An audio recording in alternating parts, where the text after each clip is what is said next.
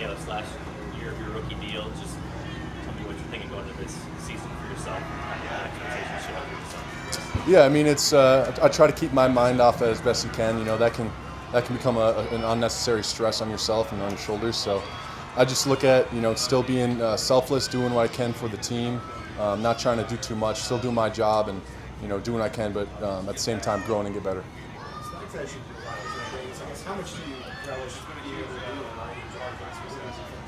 Yeah, I mean, with Spags, you got to pay the cheese tax, man. It's you got to work hard. You got full effort. You got to, you know, make plays in different positions. So with him, like being able to line up anywhere and him asking you to do that, it's a really big privilege. And, you know, talking with him now, it's, you know, just trying to extend it more and more, and, you know, open up you know, my game as much as possible.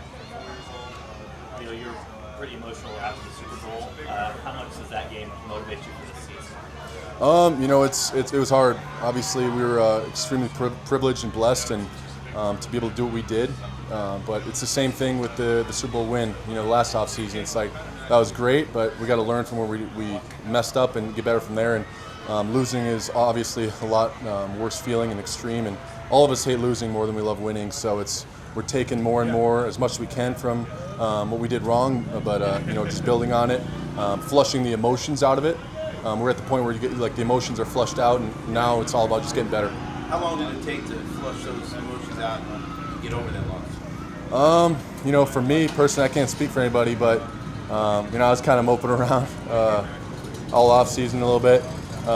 You know, once we got in the building again, I'm like, all right, you know, it's time to turn the page and, you know, work on something new here. You feel like that can be used as motivation now?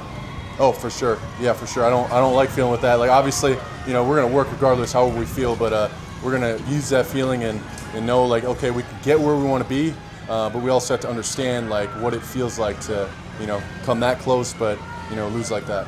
You know, how much? It's nice that you're already talking about how much they improve. I guess from a player standpoint, what does he mean for you and the entire defense? Oh, he means everything.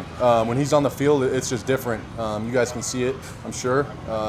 He just, not only his play, his leadership, his loud, bold communication, just his positivity. Like, you go down the list of what a leader is, and, you know, everything. It's like Nick Bolton checks the box. So it's just, it gives a boost, and, like, it boosts morale to the whole team and makes everybody play better around him.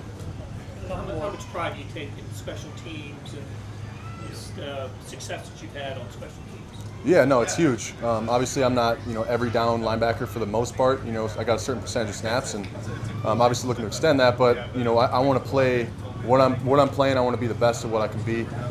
Whether it's, you know, punt, kickoff return, same linebacker, filling in for Buck, you know, whatever it is. Like, we got a good, like, core unit of guys that have been here now on special teams that are leaders, and, you know, we're looking to be better and better. And obviously, we got Coach Tobe, who's a legend. So just continue to climb the mountain. You mentioned wanting to extend numbers. I think it's healthy stick out. What did you do during the offseason as far as trying to get that? You know, it's just working with different coaches, taking techniques that I've learned, you know, from the guys in the team, different specialists and stuff like that. Continue to not only, you know, lift and condition. You got to think about it like, all right, there's a whole other side of things. You got to actually, you know, work on the skills that you feel uncomfortable with and get that repetition down so you're more comfortable in those positions. And Leo, you talked about a Moby Leo. What does a Moby Leo look like after the Super Bowl? And how did you get over it? Yeah, I mean, it was a little dramatic. I'm not sitting there like hanging my head, like I'm still working. But, you know, my wife's like, all right, come on, like, you need to be a little more positive about things. I'm like, you know, it was like a week afterwards. I'm like, you know, whatever, screw this. Like, it makes you, like, pissed off at yourself too. Like, I don't like feeling like this. I don't like looking like this to my wife, my family. I'm like, all right, let's, you know, that's another motivation. Awesome. Thank you guys. Thanks, Leo. All right, thank you.